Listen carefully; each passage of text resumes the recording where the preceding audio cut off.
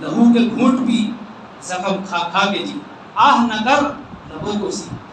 عشق ہے دل لگی نہیں۔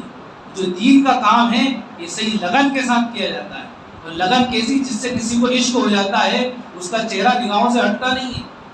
تصور میں کھو جاتا ہے، خیالات میں گم ہو جاتا ہے، بالکل اپنے آپ کو فنائیت میں اور اپنے آپ کو بالکل مٹانے کے در پہ ہو جاتا ہے۔ وہ بھول جاتا ہے کہ میں بھی کچھ ہوں، وہ اپنی بھی فکر نہیں کرتا ایسا۔ تو کہا آہ نہ کر لبوں کو سی، عشق ہے دل لگی نہیں، سینے پہ تیر کھائے جا اور آگے قدم بڑھائے جا، گویا کہ زبان حال سے کہہ دے ستم کر ستائے جا۔ جب یہ حالات ہوتے ہیں تو پھر اللہ تعالیٰ راستے ہموار کرتے ہیں، تو سمندر بھی راستہ دیتا ہے، ہوائیں بھی جو ہے اس کے لیے ہموار ہو جاتی ہیں، اور آگ بھی اس کے تابع ہو جاتی ہے، دنیا کا نظام اسی کے تابع کر دیا جاتا ہے۔ اس کے لیے یہ ایک اصول ہے کہ اپنے آپ